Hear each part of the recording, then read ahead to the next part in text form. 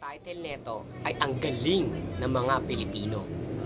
Hindi lamang sa likas mayaman may pagmamalaki ang bansang Pilipinas. Gayon din ang mga Pilipino at Pilipina.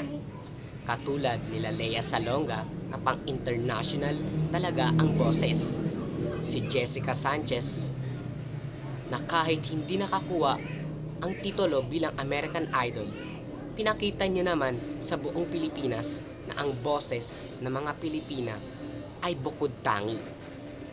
Hindi lang sa pagalingan ng boses tayo magaling, gayon din sa larangan ng sports, katulad ni Efren Bata Reyes, The Magician.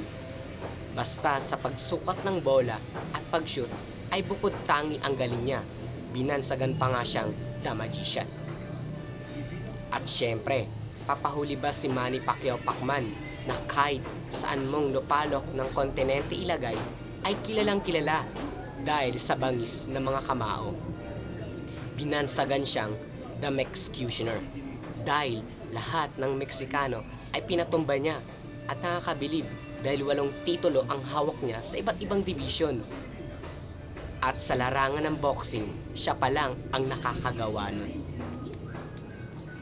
Talagang maipagmamalaki si Pacman sa bansang Pilipinas dahil si Pacman ay marami siyang natutulungan, lalong-lalo na ang mga kapuspalad. Malakas ang panata sa buong may kapal ni Manny Pacman. At dahil dyan, ang buong may kapal ay walang sawang tinutulungan siya dahil si Pacman ay tumutulong para sa sambayanang Pilipino.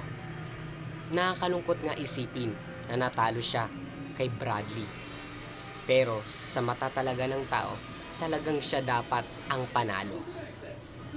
Pero kahit anong resulta ng laban ni Pacman, ikaw pa rin ang panalo para sa sambayanang Pilipino. Taas kamao kami sa iyong tagumpay. Tagumpay mo ay tagumpay din namin.